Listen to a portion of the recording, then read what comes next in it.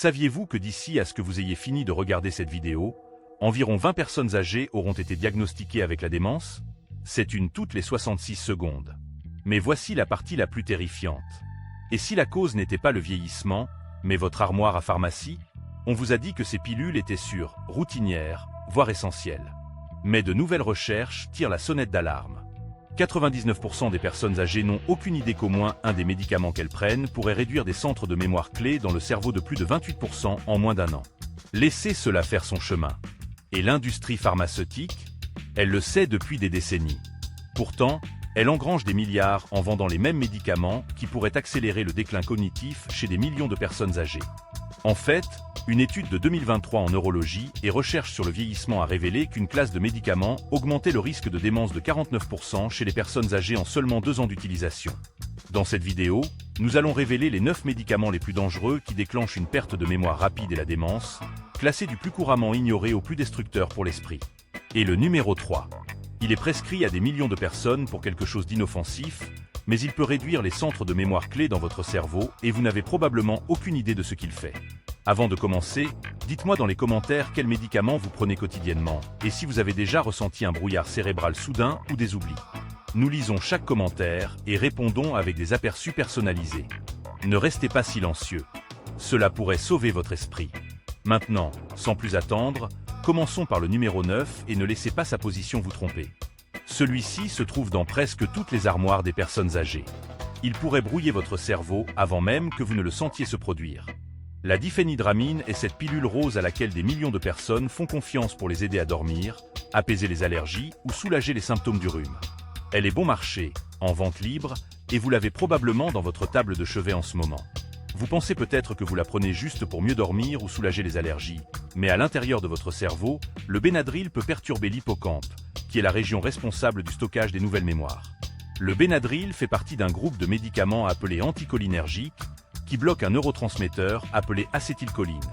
C'est un produit chimique qui aide votre cerveau à former de nouvelles mémoires et à rester alerte. Plus votre cerveau vieillit, plus il dépend de chaque parcelle d'acétylcholine qu'il a, et lorsque ce médicament interfère avec ce processus, le résultat peut être dévastateur. Selon une étude de 2023 dans le Journal of Geriatric Cognitive Health, les personnes âgées qui utilisaient régulièrement des médicaments anticholinergiques avaient un risque 54% plus élevé de développer la démence par rapport à celles qui ne le faisaient pas. Alors, comment pouvez-vous protéger votre mémoire? D'abord, évitez tout ce qui contient de la diphénhydramine, surtout si c'est étiqueté PM, nocturne ou soulagement des allergies. Ce n'est souvent que du Benadryl déguisé. Et si vous utilisez de la diphénhydramine pour les allergies, il existe de nouvelles options non sédatives comme la loratadine, qui est couramment vendue sous le nom de Claritin, qui ne traversent pas la barrière hémato-encéphalique et sont beaucoup plus sûres pour une utilisation à long terme chez les personnes âgées. N'arrêtez jamais un médicament brusquement, mais ne supposez jamais que sans ordonnance signifie sûr. Le Prilosec ou le Nexium sont des médicaments qui appartiennent à la classe appelée inhibiteurs de pompe à protons, ou IPP. Ces médicaments sont conçus pour réduire l'acide gastrique et sont souvent prescrits pour les brûlures d'estomac, le RGO et le reflux acide. De nombreuses personnes âgées les prennent pendant des années, voire des décennies, car leurs symptômes reviennent dès qu'elles arrêtent. Mais ce qui est rarement discuté, c'est la façon dont les IPP interfèrent avec l'absorption de la vitamine B12, qui est un nutriment crucial qui protège le cerveau et soutient la mémoire, la concentration et la stabilité de l'humeur. Dans une étude de 2016 publiée dans JAMA Neurology, des chercheurs ont examiné plus de 73 000 personnes âgées de 75 ans et plus et ont constaté que les utilisateurs réguliers d'IPP avaient un risque accru de 44% de développer la démence par rapport aux non-utilisateurs. En supprimant l'acide gastrique de manière trop agressive, les IPP interfèrent avec la capacité du corps à absorber non seulement la B12, mais aussi le magnésium et le calcium, qui sont essentiels pour la transmission neuronale et la signalisation des cellules cérébrales. Sans eux, les neurones ont du mal à fonctionner efficacement, ce qui provoque des dysfonctionnements, de la confusion et des lapsus de mémoire qui imitent souvent les premiers signes de la maladie d'Alzheimer. Mais le problème est encore plus profond. Il a également été démontré que les IPP augmentent les niveaux de plaques de bêta-amyloïdes dans le cerveau, qui sont des protéines toxiques qui perturbent le fonctionnement du cerveau et sont considérées comme un moteur central de la maladie d'Alzheimer. La bonne nouvelle est qu'il existe des alternatives plus sûres. Si vous utilisez un IPP quotidiennement, demandez à votre médecin si vous pouvez réduire progressivement avec l'aide de bloqueurs H2 comme la famotidine, qui est vendue sous le nom de Pepcid. Bien que n'étant pas parfaits, les bloqueurs H2 sont moins susceptibles d'interférer avec la cognition. De plus, mâcher un peu de réglisse déglycyrisinée, qui est un composé naturel qui recouvre et apaise la muqueuse de l'estomac, peut offrir un soulagement des symptômes sans nuire à la cognition. Le chlorhydrate d'oxybutynin, qui est vendu sous le nom de marque Ditropan, est souvent prescrit aux personnes âgées qui ont des problèmes d'incontinence urinaire ou de vessie hyperactive. En surface, cela semble être une solution pratique. Personne ne veut gérer l'embarras ou l'inconvénient des visites fréquentes aux toilettes. Mais ce médicament agit en bloquant l'acétylcholine, qui est le même produit chimique cérébral perturbé par le Benadryl. Et contrairement à certains anticholinergiques plus doux, l'oxybutynin traverse la barrière hémato-encéphalique plus facilement et affecte directement les régions de la mémoire dans l'hippocampe. Cela le rend particulièrement dangereux pour les personnes âgées, surtout lorsqu'il est utilisé sur de longues périodes. Dans une étude de 2019 publiée dans le BMJ, des chercheurs ont constaté que les personnes de plus de 65 ans qui prenaient des médicaments forts comme l'oxybutynin pendant plus d'1 an avaient un risque 49% plus élevé de développer la démence. C'est presque 1 sur 2. Ce qui est encore plus préoccupant, c'est que de nombreuses personnes âgées ne sont jamais averties des effets secondaires cognitifs. On leur dit simplement que cela aidera à contrôler la vessie, et non que cela pourrait accélérer le déclin mental. Les méfaits sont souvent confondus avec le vieillissement normal. Les patients décrivent se sentir brumeux, oublier des rendez-vous, égarer des objets, ou avoir soudainement du mal à suivre des conversations. On ne le relie que rarement aux médicaments, tant que les dommages n'ont pas progressé. Donc, si vous prenez de l'oxybutynin et que vous avez remarqué des changements mentaux, ce n'est pas seulement dans votre tête et vous n'avez pas à rester sous ce médicament pour rester en contrôle. Heureusement, il existe de nouveaux médicaments comme le mirabegron, qui est vendu sous le nom de Myrbetriq, qui agissent par un mécanisme différent et ont montré un impact significativement moindre sur la mémoire. Ces médicaments ne bloquent pas l'acétylcholine et sont généralement considérés comme plus sûrs pour les adultes plus âgés. Les statines sont parmi les médicaments les plus prescrits au monde, surtout pour les personnes de plus de 60 ans. Elles sont censées abaisser le cholestérol et réduire le risque de crise cardiaque et d'accidents vasculaires cérébraux. La simvastatine et l'atorvastatine, qui sont vendues sous les noms de marques Zocor et Lipitor, sont les deux plus courantes. Mais c'est là que le problème commence.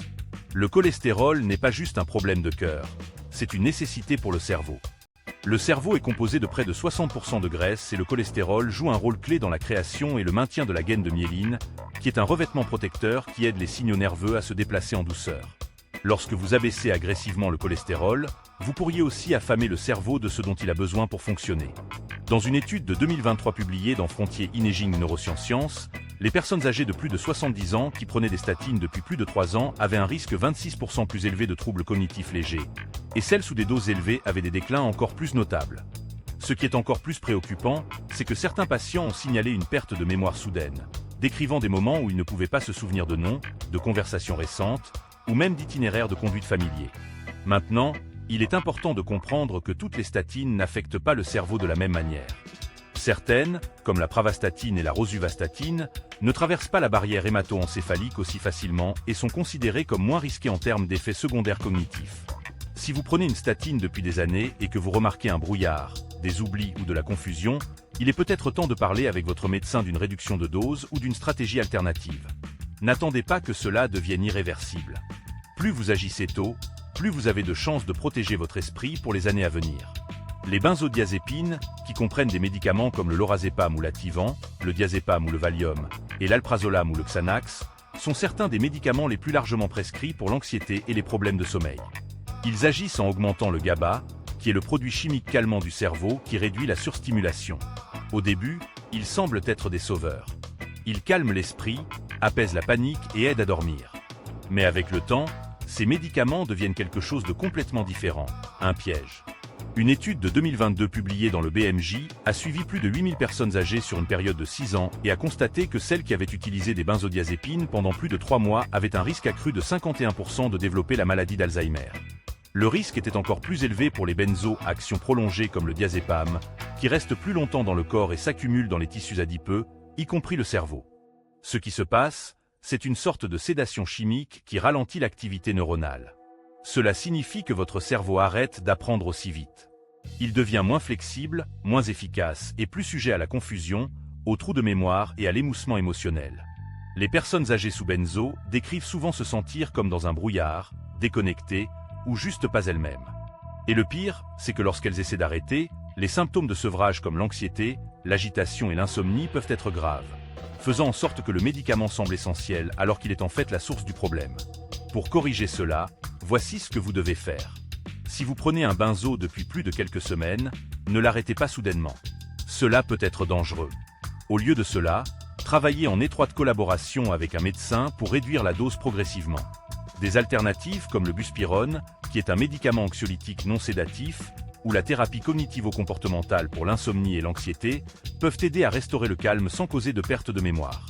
L'amitriptyline, qui est vendu sous le nom de Merck & La Ville, est un antidépresseur plus ancien qui est encore couramment prescrit aujourd'hui pour la douleur, l'insomnie et parfois même les migraines. À première vue, cela peut sembler être une pilule miracle à usage multiple. Mais sous la surface, c'est l'un des médicaments anticholinergiques les plus puissants encore en circulation, ce qui signifie qu'il bloque l'action de l'acétylcholine, le produit chimique qui aide les neurones à communiquer, à former des mémoires et à rester vifs. En fait, il le bloque si fortement que les effets sur la cognition ne sont pas seulement possibles, ils sont attendus avec une utilisation à long terme. Dans une étude massive de 2015 publiée dans JAMA Internal Medicine, des chercheurs ont examiné plus de 3400 adultes âgés de 65 ans et plus et ont constaté que ceux qui prenaient des doses cumulatives plus élevées de médicaments anticholinergiques comme l'amitriptyline sur une période de 10 ans avaient 54% de chances de plus de développer la démence. Ce n'est pas juste une légère augmentation, c'est plus de la moitié du risque normal. Ce qui est terrifiant, c'est que de nombreux patients n'ont pas été informés que le médicament pouvait nuire à leur mémoire. On leur a souvent prescrit de l'amitriptyline pour des problèmes de sommeil ou des douleurs nerveuses, puis ils ont lentement commencé à remarquer des changements comme une perte de mémoire à court terme, des difficultés à trouver des mots et une concentration brumeuse. Il ne faut pas une dose élevée pour causer des problèmes. Même l'amitriptyline à faible dose, prise chaque soir pendant plusieurs années, peut créer une érosion lente et invisible de la puissance cérébrale. Les dommages se produisent silencieusement, sans avertissement, sans symptômes au début, juste un déclin progressif qui ressemble au vieillissement, mais qui est en fait une altération cognitive induite par un médicament. Donc, si vous ou un proche prenez de l'amitriptyline, parlez avec un médecin des alternatives. Pour la douleur nerveuse, des options comme la duloxétine ou la gabapentine peuvent offrir un soulagement sans le même niveau de charge anticholinergique. Pour le sommeil, la mélatonine ou la doxépine à faible dose, qui a un profil anticholinergique beaucoup plus doux, peuvent être utilisées à la place. Et pour le soutien de l'humeur, il existe de nouveaux antidépresseurs comme la sertraline ou l'escitalopram qui sont généralement considérés comme plus sûrs pour le cerveau. La paroxétine, qui est vendue sous le nom de marque Paxil, est l'un des inhibiteurs sélectifs de la recapture de la sérotonine, ou ISRS, les plus couramment prescrits pour la dépression et l'anxiété. À première vue, il apparaît comme un antidépresseur moderne, censé être plus doux que l'ancienne génération de médicaments. Mais voici la partie qu'ils ne vous disent pas. La paroxétine est le seul ISRS qui a des propriétés anticholinergiques significatives, ce qui signifie qu'elle interfère avec l'acétylcholine dans le cerveau. Ce seul détail la rend radicalement différente de ses frères et sœurs ISRS, comme la sertraline ou l'escitalopram. Dans une grande revue de 2021 publiée dans Frontiers in Psychiatry, des chercheurs ont examiné les profils cognitifs des patients âgés prenant différents ISRS et ont constaté que les utilisateurs de paroxétine montraient des déclins mesurables dans la mémoire à court terme, le rappel verbal et la capacité d'attention au cours des 12 premiers mois. L'étude a également révélé que les personnes âgées sous paroxétine étaient 30% plus susceptibles de montrer des signes précoces d'altération cognitive par rapport à celles sous d'autres antidépresseurs. L'ironie est qu'il est souvent prescrit pour stabiliser l'humeur, mais il finit par miner la clarté mentale et la régulation émotionnelle avec le temps. La solution ici est simple mais essentielle. Évitez la paroxétine entièrement chez les personnes âgées. La Société américaine de gériatrie a placé la paroxétine sur sa liste de critères de Beers, qui est une liste de médicaments qui sont potentiellement inappropriés pour les adultes plus âgés. Si vous en prenez, demandez à votre médecin de passer à des alternatives plus sûres comme la sertraline ou l'escitalopram, qui sont mieux tolérées et ne comportent pas les mêmes risques cognitifs. En plus, la supplémentation en vitamine B, en particulier la B12 et la B6, peut aider à soutenir l'humeur naturellement. Celui-ci est particulièrement alarmant parce que de nombreuses personnes âgées ne savent même pas qu'elles prennent un antipsychotique.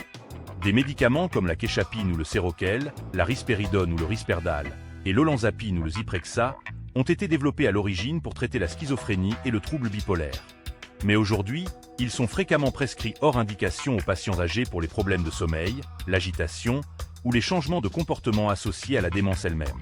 C'est vrai, ce sont des médicaments censés être pour des maladies psychiatriques graves, mais ils sont utilisés dans les maisons de retraite et les hôpitaux pour les personnes âgées qui sont simplement confuses, agitées ou difficiles à gérer. Les conséquences sont dévastatrices. En 2022, Une étude complète dans le Lancet Health Longevity a suivi plus de 25 000 adultes plus âgés et a constaté que les personnes âgées à qui on avait prescrit des antipsychotiques pour des symptômes comportementaux étaient 71% plus susceptibles de développer une aggravation du déclin cognitif dans les 12 mois, même si elles n'avaient aucun antécédent de démence. Pire, ces médicaments augmentent le risque d'accident vasculaire cérébral, de mort subite et de sédation sévère, ce qui peut entraîner des chutes, une hospitalisation ou une institutionnalisation permanente. Le mécanisme est brutal. Ces médicaments suppriment la dopamine, qui est un produit chimique non seulement lié à l'humeur et à la motivation, mais est aussi critique pour la fonction exécutive et le traitement de la mémoire. Lorsque les niveaux de dopamine s'effondrent, le cerveau devient lent et non réactif. C'est pourquoi les personnes âgées sous antipsychotiques semblent souvent ternes, émoussées émotionnellement ou zombifiées. Leur personnalité s'estompe et les membres de la famille commencent à faire le deuil de quelqu'un qui est encore physiquement présent. Corriger cette situation commence par poser des questions difficiles. Si vous ou un proche prenez l'un de ces médicaments, demandez au médecin pourquoi il a été prescrit et s'il est vraiment nécessaire. Dans de nombreux cas, les symptômes comportementaux peuvent être gérés avec des interventions non médicamenteuses, en créant des routines structurées, en réduisant le bruit et la surstimulation, en traitant la douleur ou l'inconfort, et en améliorant l'éclairage et l'hygiène du sommeil. Lorsque les médicaments sont absolument nécessaires, des doses plus faibles pendant des périodes plus courtes peuvent réduire les dommages. Mais plus souvent qu'autrement, ces médicaments sont utilisés par commodité, pas par nécessité. La tragédie est que de nombreuses familles ne sont même pas informées de ce que font ces médicaments. Elles voient simplement leurs proches décliner, sans savoir que la cause est chimique et non naturelle. C'est le danger caché dont presque personne ne parle, et c'est l'un des plus grands contributeurs à la démence induite par les médicaments chez les personnes âgées. Vous vous attendez peut-être à ce qu'un seul médicament soit en tête de cette liste, mais le médicament le plus dangereux pour la démence rapide chez les personnes âgées n'est pas une seule pilule. C'est l'effet silencieux, rampant de la prise de plusieurs médicaments avec des propriétés anticholinergiques en même temps, une situation connue sous le nom de polypharmacie anticholinergique. Imaginez ce scénario. Une personne âgée prend de la diphénhydramine pour dormir, de l'oxybutynin pour des problèmes de vessie et de l'amitriptyline pour la douleur. Chacun seul peut ne causer que de légers problèmes de mémoire. Mais ensemble, ils s'additionnent et la charge anticholinergique cumulative monte en flèche. Ce n'est pas juste une préoccupation théorique. Dans une analyse de 2022 publiée dans Aging, des chercheurs ont suivi plus de 280 000 adultes plus âgés et ont constaté que ceux avec la plus haute charge anticholinergique avaient un risque accru de 120% de développer la démence dans les 10 ans. C'est plus du double du risque. Et voici le pire. La plupart de ces personnes âgées n'avaient aucune idée qu'elles prenaient même des médicaments anticholinergiques. Lorsque vous bloquez l'acétylcholine sous plusieurs angles à la fois, votre cerveau ne fait pas que ralentir, il commence à se décomposer. Les neurones s'atrophient par sous-utilisation, les synapses rétrécissent et le cerveau entre dans un état hypoactif qui imite la maladie d'Alzheimer. Corriger cela ne nécessite pas un miracle. Cela nécessite une revue des médicaments. Demandez à votre médecin ou à votre pharmacien d'évaluer votre liste complète de prescriptions, de médicaments en vente libre et même de suppléments pour leur charge anticholinergique. Il existe des outils en ligne et des logiciels professionnels qui peuvent calculer la charge cumulative. Une fois identifié, vous pouvez travailler à la déprescription en réduisant lentement les médicaments inutiles, en passant à des alternatives plus sûres et en rééquilibrant la chimie du cerveau. C'est la partie la plus stimulante de toute cette vidéo. La démence induite par les médicaments est souvent réversible. Lorsque la charge est levée, de nombreuses personnes âgées retrouvent la clarté, l'énergie et la fonction de la mémoire en quelques semaines ou mois. Le cerveau est résilient, mais seulement si vous lui en donnez la chance. La polypharmacie n'est pas juste dangereuse, elle est évitable. Et cela en fait la menace médicale cachée numéro 1 pour l'esprit de notre population vieillissante. Maintenant, nous voulons vous entendre. Lequel de ces médicaments prenez-vous actuellement?